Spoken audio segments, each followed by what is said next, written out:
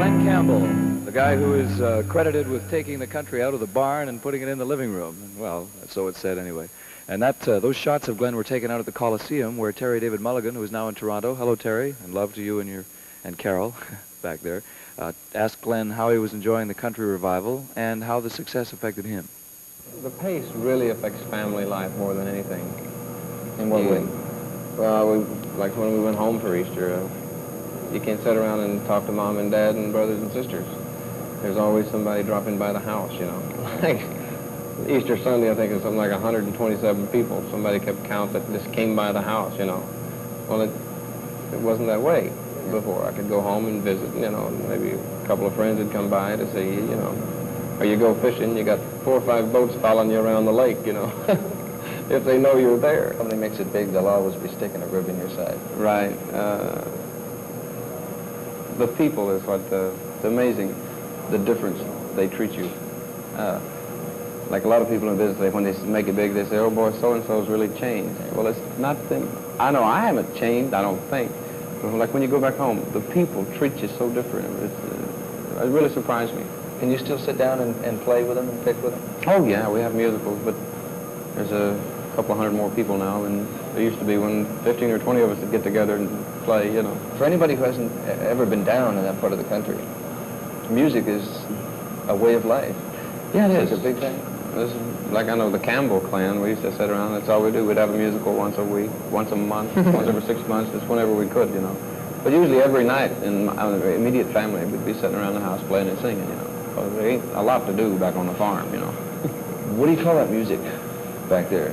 Well, we'd play everything. Like I do on the show. We'd play, Mom and Dad usually do a lot of the old folk things, like the alimony thing they did on the show, or In the Pines, stuff that they knew when Carter they were... family type thing? Yeah, Carter family type stuff. Or even farther back than that, really. Because Grandpa Campbell used to sit around and play things that you know, I could sit listening for hours. And I mean, he'd go back like into the 1800 music. I like music. I don't put music in a bag. I don't categorize music. I judge music like I judge people, by their character, how they are, you know. I don't say this is country, this is pop, or this is bluegrass. It is, in a sense, but there's good and there's bad in all music. And it's a great feeling for me, because, like, Where's the Playground Susie is a little different record than I've been cutting. It wasn't like down the middle of the road, like a Galveston or a Wichita Lineman. Or Wichita Lineman, Jimmy Webb got Song of the Year with that this year at the Academy of Country and Western Music out of Los Angeles. And I think the caliber of the music now it's getting a little better, I think. You had a chance to go on the Smothers Brothers show. How did that initial getting onto the show come about? Do you remember? Well, I've known Tommy and Dickie for quite some time from playing guitar on their albums, and sessions. And Tommy, when Gentle on My Mind was a hit, and By the Time I Get to Phoenix was a hit, you know, won the Grammys, and Tommy said, you know, I didn't even know you could sing. And he said, can you talk? And I said, well, not too plain, you know, it sounds pretty country sometimes. And he said, well, you know, let's do a summer show. So that's really how it all happened. When you hit Los Angeles, can you sort of chronologically place where you ran across John Hartford? I actually didn't run into John until after Gentle on My Mind was a hit. I knew of John's work, mainly his banjo playing and his writing, but John is really one of the pioneers, I'd say, of busting country music out of its shell of, like you say, writing about a lost love or a dead horse or something, you know, and getting in more with the mind instead of, you know, you broke my heart, so I'm going to break your jaw routine, you know. That's right. And you seem to, when you pick with him, you seem to know. I have a lot of admiration for Johnny. To me, he's one of the finest banjo players around, one of the finest songwriters and singers. Yeah. As if there's no cameras, there's no audience there. That's right. Exactly where it's at. Do you do that off cameras? Is that how it stemmed from? As a matter of fact, sitting around doing those sessions? Yeah, that's what it stemmed from. John and I would sit around at rehearsals and say, hey, do you know such and such? And we'd play it. This is the way, like, say, country or hillbilly musicians are. It's beautiful. Or Bob and Bill, my bass player and drummer, they'll sit around and join in at rehearsals. We said, hey, let's try this on the show. And we get more mail about that section of the show than any other part. Do you really care what people think about you? Yes, I do, very much. And in fact, out of, say you got playing to a crowd, but they say they got 11,000 here tonight, so, you know, if one guy mouths off or something, it really bothers me. Because what about the people that you grew up with, that you played with before? Can you still take the time to... Oh, yeah. To sit around and chat. In fact, the Lagarde twins just came in. Yeah. It's a great stand. They're good entertainers. I want to have them on the TV show, I think, this fall. This fall, you'll probably see a lot more unknown people on the show that have a lot of talent. Or I like working with Roy Clark. Oh, yeah. Or people like this, people who are talented. And I mean, rather than the regular run of the artists that have the hit record, so to speak, and really don't have that much talent, say. As you could all tell from the little sign, that was Glen Campbell. And I'm Fred Latremouille, and this is where it's at. And Bob Dylan's got back into his own country thing, too, with his album Nashville Skyline. And the Wiggies are going to do two of the better cuts from the album right now.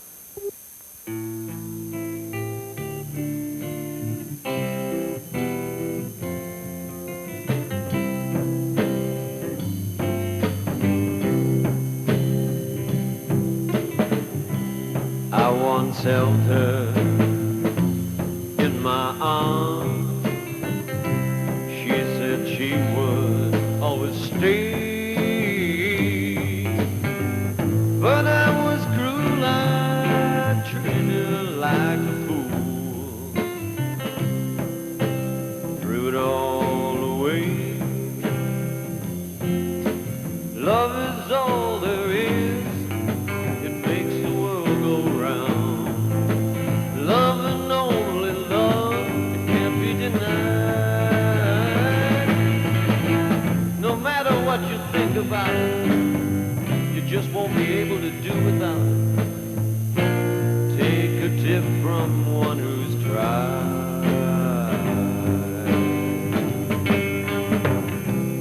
So if you find someone who gives you all of your love, take her to your heart, don't let her stay.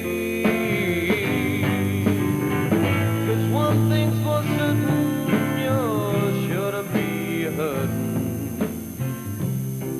if you throw it all away. If you throw it all away.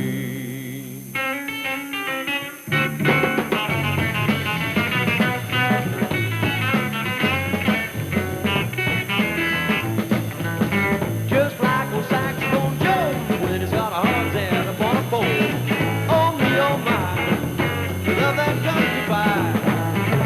Listen to the fiddle play, when it starts playing till the break of day.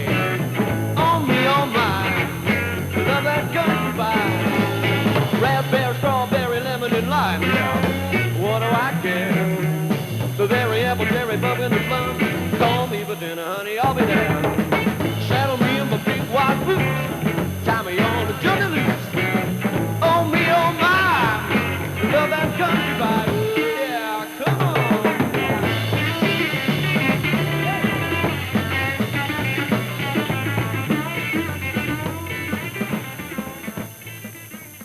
Last parting is such sweet something. I'd like to thank three of the fellows who haven't got credit on our roll drum at the end, which is a technical term none of you will know. And they are Ray Yates, Doug McCormick, and Bob Black, who are operating all these fantastic screens you've been seeing on some of our shows. And they're good people, and, you know, they're behind the scenes. And everybody who had to do with something to do with our show over the last little while, 5 years, a long time, and a lot of groups and a lot of people have passed our way. Thank you, all of you. And that's about it. Goodbye. Wiggy Symphony. From Paris to the Amsterdam Hilton, talking in our beds for a week. The news people said, say what you're doing in bed. I say, we're only trying to get us some peace. Christ, you know it ain't easy. You know how hard it can be. The way things are going, they're gonna crucify me. Saving up your money for a rainy day, giving all your clothes to charity. Last night the wife said, boo-boo, when you're dead, you can't take nothing with you but your soul. Think,